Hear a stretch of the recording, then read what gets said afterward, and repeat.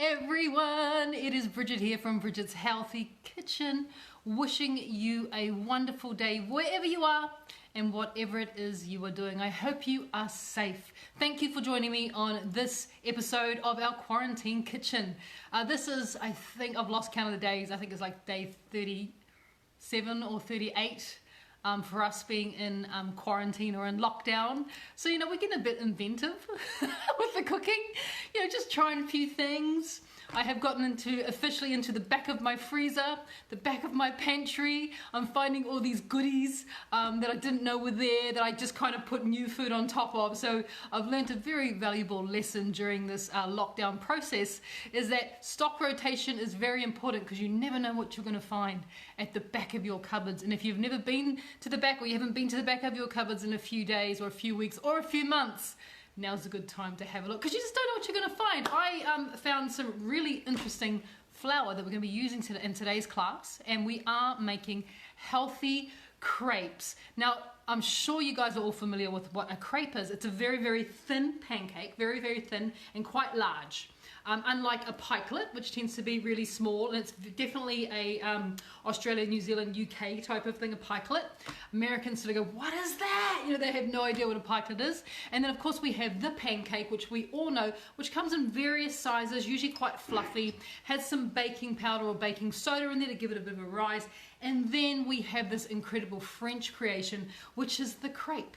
Now, the crepe has been around for hundreds of years. The French, they're very, very clever when it comes to cooking and food and flavor. And they have been creating these amazing, delicate, light, pancake-like creations for so many hundreds of years. And if it's French, they've got it pretty good too. They're doing a pretty good job. So I'm going to teach you guys how to make the technique of making a crepe, which is a very thin pancake. But I'm also going to teach you guys a very healthy version of crepes. So my crepes have no sugar, they have no gluten, and they also have no dairy as well, which is very exciting because normally pancakes or crepes have all of those things involved in them and more. So the other thing about my crepes is you can use them and put a savory filling in them, or you can put a sweet filling in them, completely up to you guys. Simple, simple recipe. Now do not forget, let me know where you're coming from in the world. Say hi. Let me know where you are. Say hi, and then let me know what you're doing as well. So we're going to come on down to my bench. Let's get into this recipe. As I said, it's really simple to make and very, very versatile, sweet or savory, and you can even play around with the type of flours that you are going to use in this recipe as well. So come on down to my bench. I'll show you guys the quick version on how we get this all done. As usual, I have my scales sitting right on top of my chopping board here, because we're going to weigh our ingredients directly onto our scales, but we're also going to be weighing them directly into the blender that I'm going to be using to blend up my crepe mixture. And this is another little trick for you guys. Rather than standing there and whisking it, there's nothing stopping you from using a blender or a little food processor or something like that that can help you not just with the mixing, but also to get the mixture nice and fine. You don't want it too grainy. So the very first ingredient that we're going to be adding into here is a little bit of rice flour. I have white rice flour, and we're going to be putting into it 40 grams, just straight in, 40 grams of rice flour. Now, you don't have to use rice flour if you do not want to use rice flour. You could actually use almond flour instead. So you could put in 40 grams of almond flour. I'm actually going to use a combination of the two. So as well as my 40 grams of rice flour, I'm also going to add an additional 30 grams of almond flour. So if you're just using straight almond, right now you'd be adding in 70 grams of almond flour. Like I said, it's up to you. Play around with the type of flours. I know that we're all having a bit of fun with the type of flours that we now use. Before, it used to just be white flour, and every now and then someone might do wholemeal flour, but not really. You can actually play around with these flours, all gluten-free of course. So rice flour, almond flour, the first two that I've got going in there. And the last flour I'm going to add, like I said, I was playing around and I was going through my cupboards. I've actually got some sunflower seed flour that I'm going to be adding in. This gives it quite an interesting little flavor. I'm putting in 30 grams of that flour goes in. Like I said, play around, see what happens, see what you can get out of it. It really does depend on what you've got in your cupboards and what you're comfortable with using, but you don't have to be just the three flours that I've got in there. You can use any flours that you want. So sunflower seed flour is there, another 30 grams. Next thing I'm going to add is a little bit of liquid. Where is it? Here it is. A little bit of liquid. And the liquid that I'm using today, of course, is a non-dairy milk, and I'm going for coconut milk. You could use almond milk, you could use macadamia nut milk, you could use hemp seed milk. It is completely up to you what milk you decide. And the milk quantity, I'm just going to put this into milliliters, that I want to put into here is 180 mils of coconut milk, or whatever soy milk, or whatever your non-dairy milk is that you want to add into there. 180 mils. Goes in. We're also going to be adding in some eggs, and I'm adding 3 eggs, so there is a decent amount of eggs in here. But this recipe, depending on how big you make your crepes, will make you around about 12 crepes. So it's a really good recipe. It does stretch really, really well. So 3 eggs go in there, 3 large eggs. Also going to put in just a pinch of salt, just to balance out the flavor there, just a pinch of salt.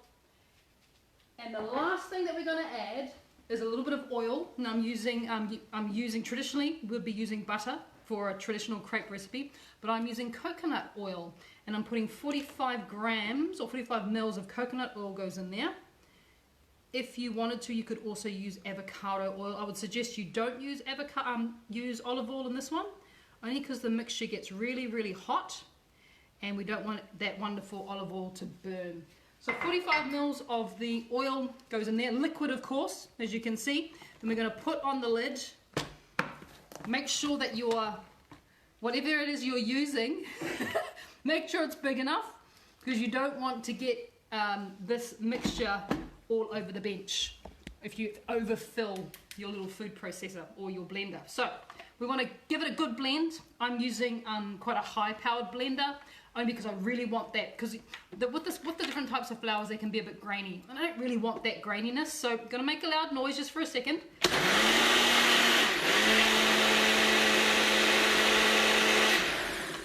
Have a little bit of a check, make sure that all the flour has been well mixed up, and you probably want to blend for about 30 seconds in total.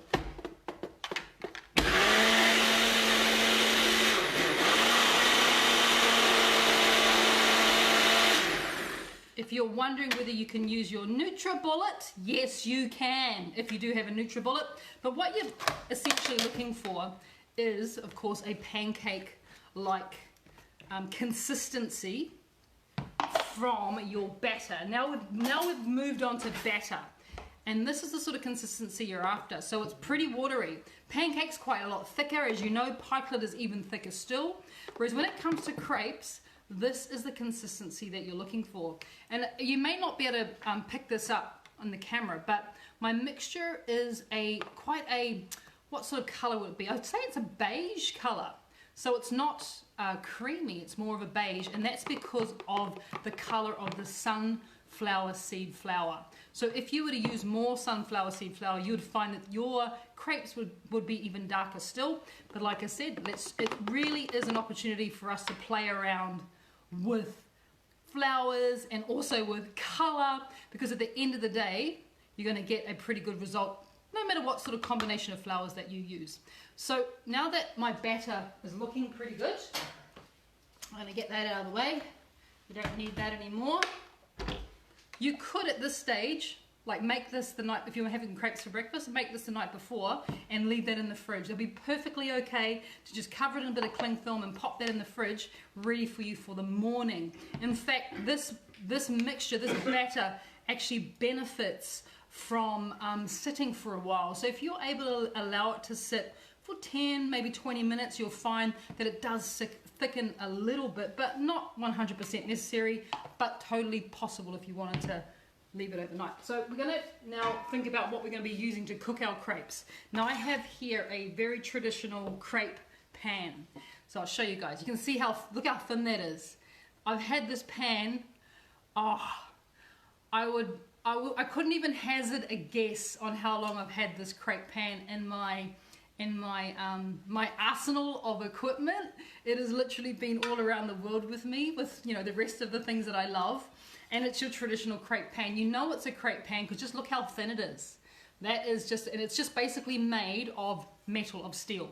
So it's not non-stick or anything like that. It is very well used. Originally, when I purchased this, it was literally silver, and this is the natural wear and tear that you get from your crepe pan when you've had it for, I guess it must be at least 25 to 30 years that I've had this pan and been using it. So if you don't have one of these pans, do not panic. You can still make crepes using a normal frying pan. Just make sure that you know, your frying pan doesn't even need to be non-stick. It does not need to be non-stick, but if it's got a natural non-stick coating, it will definitely help. And if it is non-stick, you can still use it to make crepes. But the reason we use a traditional crepe pan is it is going to be a lot easier for me to do, but there's nothing stopping you from trying this with your normal frying pan. The technique does not change. So let me get this out of the way so I can come even closer to you guys, so you can really see what's going on, what is happening down there. Okay, are you right in? Yep, you're looking like you're pretty much, yep, that looks like you're pretty much in there. Perfect. Okay, so we're going to turn it on, and we're going to start it off on medium heat. We don't want to do this on high heat, because when we do it on high heat, there's every chance that we're going to burn the crepe, which is what you do not want to do. So we're going to do this on medium heat. And the only thing that you're going to need to help you to assist you in the cooking of this crepe is I'm using a ladle, because then I get an exact measure every single time. It's sort of that size ladle. Let me see, it is a 2 ounce or 60 ml ladle, because it's quite a small one. It's going to give me an exact measure, so my crepes are all going to be around about the same size. And the other thing I need, and like I said, this doesn't matter if you're using a frying pan or a crepe pan, is I've got a pastry brush that can handle a bit of heat, and in here I just have a little bit more coconut oil melted as well. That is going to be what helps our crepes to not stick to our pan. So taking my pastry brush, do not under any circumstances tip the oil straight into the pan. You'll get a pool of oil, which is going to be way too much, and it's going to almost shallow fry, which you don't want to do. So if you don't have a pastry brush, like a little silicone one, I suggest if you can purchase one, do so, because it's just so helpful and handy for making crepes, making pancakes, making pikelets, anything where you want a light coverage of oil, because you don't want to use too much oil for a start, and you also don't want to deep fry it. So I've got this little haze that's coming off my pan, so it's telling me that it's ready. So I'm going to go in with my ladle, and I want you guys to watch the technique with this hand. Watch this hand, what it does. So going in with my ladle, go straight into the middle, and then I'm going to pick up my pan, and I'm very slowly going to circulate, not too slow, I'm circulating the pan. As I'm doing that, I'm making the crepe even thinner, which is what you want to do. I know it's pretty hard because we're kind of back to front with each other. I'm going to try and do it so you guys can see. Sorry about the beeping, that's my induction cooktop telling me there's nothing on it. Right, there we go. That goes back onto the heat. So when I'm doing that swirling action, what I'm attempting to do is to flatten out the mixture. Now the best way to do that is with that technique of where you literally do that rolling motion with your hand, and as you're doing that, like I said, you're flattening out the mixture, which is really, need my spatula, which is ideal for crepes. So if I was to try and do that with a spoon, I will get lumps, and you don't want lumps. You actually just want to get a nice thin mixture all the way around. So just using my little, very flexible, look at that. And you know how long I've had this? Look how banged up that is. Do you see all those burn marks? That's for me resting it on the side of a hot pan, and the handle started to melt. I have had this, once again, not for 25 years, but it's got to be at least 10 years I've had this. If you ever see a flexible spatula like this, I suggest you get it. It is the coolest thing, whether you're making eggs, frying eggs, or you're putting, you're flipping chicken patties or anything like that. This, and once again, this banged up, beautiful piece of equipment travels the world with me. Travels the world. Okay, better give it a clean since I was touching it. So what's happening here now, as you can see, look at the bubbles. You see those bubbles? Ideal. Using my super flexible spatula. Remember how usually they always say the first pancake or the first crepe doesn't work? I think we're in luck. We're good this time. Here we go. That was easy, right? Apart from the silly thing beeping at me all the time, and don't be afraid, to put your little hand in there, provided it's clean, of course. Put your hand in there and give it a press down. So that was probably all done on medium. Look, I haven't changed the temperature once. That was probably about a minute 20 on one side, maybe a minute and a half. You probably yours might take a minute and a half up to 2 minutes, depending on the type of heat that you get off your cooktop, and also depending on the type of frying pan that you're using. But with my little crepe pan, you can see that I've got a little bit of color happening there, which is perfect. Stop, I know you're beeping, I know. I wish I could turn the sound off. I haven't worked out how to do that yet. You can flip it a few times. Ideally, you just flip it once. I just wanted to see what was happening on the other side. And when you've got those little bubbles happening there, and a little bit of color, not too much, you know your crepe's ready. So that's crepe number 1. If you screw up the first one, don't worry about it. It's going to maybe take you a little bit of practice to get that swirling action happening. And the better you can swirl, which means you're spreading your crepe, the thinner it's going to be, and the more you can stretch your mixture as well, which is pretty cool. All right, so I'm pretty happy with that. And if you really want to show off, then you can do that flippy thing. Just like that, without breaking it if you can. And the beauty about these crepes is they are flexible. Look at that. You can roll them up. And remember, fillings can be savory or sweet, depending, because there's no sugar in this mixture, so it's up to you what you do. So just taking up my tea towel, I'm going to give that a bit of a wipe out, because we're going to do another one. So remember, just that little bit of coconut oil, just a bit, or avocado oil. But you can see why I'm not doing olive oil, because my pan's too hot. And olive oil, you just burn it, and it's not nice. It's not nice on the olive oil, and it's not nice for you to eat either. That's why we use coconut or avocado oil, because it can handle this little sort of, smoke that I've got coming off there now. All right, we go over to our mixture. I'm going to change hands. And I'm not. I'm going to do it with that hand. All right, going over to our mixture. 1 complete ladle goes in. And then we start to swirl. So start to swirl your pan. I know, and you probably won't be beeping, can you see? I'm just doing this round circle. It's not going to fall out. You could even do it upside down. It'll be fine. There you go. Pretty cool, huh? That is the technique for making a crepe. Even if you're, you're not adding all this healthy stuff that like we are, but I'm pretty sure you are, because that's why you're watching it, because you love the healthy stuff as much as I do. And you know it's better for us. And if this was full of gluten right now, oh my gosh, I'll be in so much pain later on tonight if I was to eat this. But I have a semi-invalid upstairs waiting for his crepes. That's our son Mace. He's already put in his order. So I'm just working it around with my little flexible spatula. It's coming off really easy now. Gosh, it's just teasing me. Oh, this is a really good crepe, by the way. You'll get to understand exactly what I mean when you start to practice this more and more and more. Is that the temperature of the pan is ideal.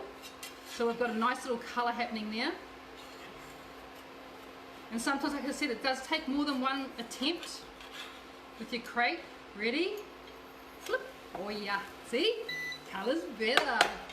And you don't have to re-oil the pan either. That little tiny amount, probably like 1/5 of a teaspoon of coconut oil that you put on, that you brush onto there, means that you get your crepe to be it's moving around like that, which is perfect. And remember, this is not a non-stick pan. This is not a non-stick pan, but with that little bit of oil and that wonderful ability to work everything on medium heat. If you do this on high heat, it will burn, it will stick to the pan, it will be horrible. But if you trust me on this, and you just do it with a very gentle, delicate heat, medium, even a bit lower, if you've got a really hot, if your cooktop's actually quite hot, you might find that you do it on medium to low. And it's okay if you do it on medium to low. It just means that it's going to take you a little bit longer to do your crepes, which is fine. But I'm really happy with that. So that's crepe number 2. Look how thin that is, right? That is ideal. Oh, it's hot too. Look at the colour. Woo, lovely. Stack that up. One more for luck. One more for luck, and then I'll show you how we fill it. All right, so remember, a little bit of oil, not too much. If you do put too much oil in, especially if you're using coconut oil, just go up to your coconut oil, container or jar or whatever, and just tip it back in. That's all you got to do. So don't worry if you accidentally add too much. You can just tip it out. Okay, one even ladle goes on in, and as soon as it hits the pan, you start to swirl. And you see? Oh, it's a good one. Oh, I know you're beeping. It's like the smoke alarm going off, just warning me that it needs something to cook. There we go. So that is essentially crepe making. And I can recall my first trip to Paris being in not in a nice part of Paris, because we couldn't afford anything that was nice at the time. So we're staying in a little bit of a dodgy part of Paris, and we're staying in a hotel. It was vibrant. Okay, Mahé said it was vibrant. It was a vibrant part of Paris, and we're staying in this hotel. We're about 4 or 5 stories up, you know, that little lovely Juliet balcony, but it was a completely vibrant hotel as well, to say the least. It was interesting. And I remember going into the hotel room, and I opened up the windows, as you do, to, you know, kind of stand. You can't stand on a Juliet balcony. It just, the guard prevents you from falling onto the street once you open up the doors.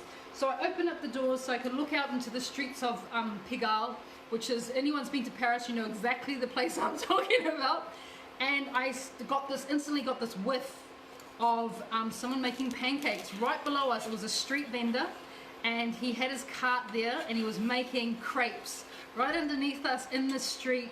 And Mahé and I were so broke, we couldn't even afford to buy a crepe, so we both just stood at the Juliet balcony and inhaled because we couldn't afford to buy it.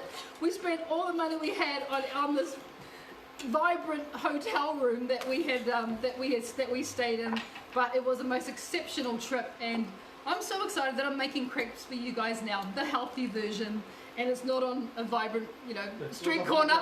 It was a vibrant neighborhood. It was a very vibrant neighborhood. It was a lot of fun though. A lot of fun. Yes, Mahé yes, Pigalle. Like I said, if anyone's been to Paris, you know Pigalle, you know Montmartre, those areas there. Interesting, so much fun, and people do crepes in carts on the street, and which the smell just literally knocks you out. It's so incredibly good. So that is our crepes. I'm going to show you guys how to fill them, because it's part of the fun. It's definitely part of the fun. In Paris, I stood on my balcony, well, I stood, you know, next to my balcony rail, and I looked out onto the street, and I could see that they were filling them full of Nutella, which I thought was interesting, because I don't think that's French at all. It was Nutella and banana, but I don't know. There you go. So that is our last crepe for the day. Not our last crepe, because I still have all that mixture left to go. So that's definitely not our last crepe. But for now, because I want to show you guys some suggestions on how you can fill your crepes and what you could potentially do with them. So one of the beauties of these crepes, of course, is, as I was saying, is they are nice and pliable. So you have the ability, especially once they cool down, and these last for ages, by the way.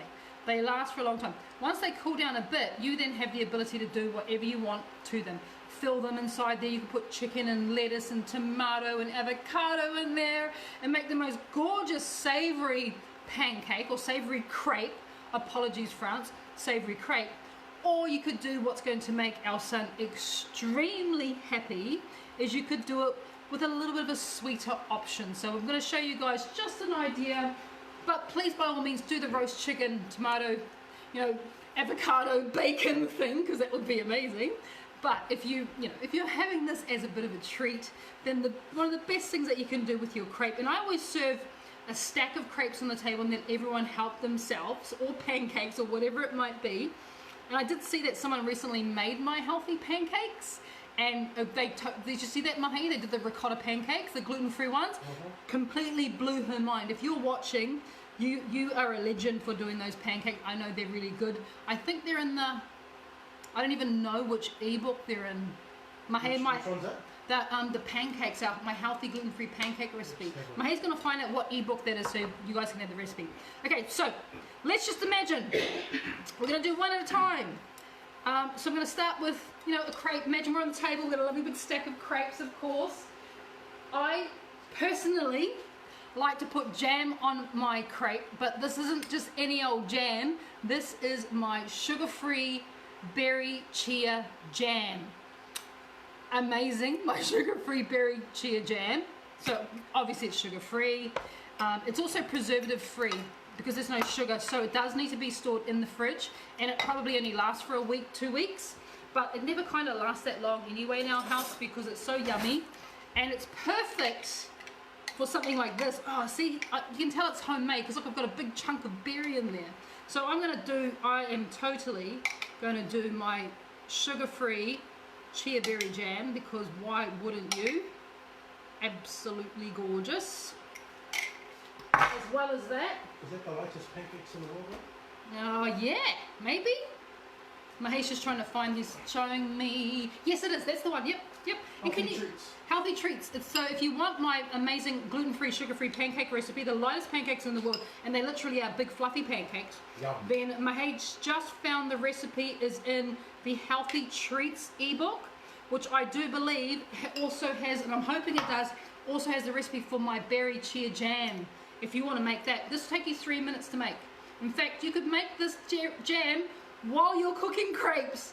I'm not kidding. It is incredible. It is so good. And it doesn't matter which berries you use, of course. Oh, by the way, you're probably like, what are you doing now?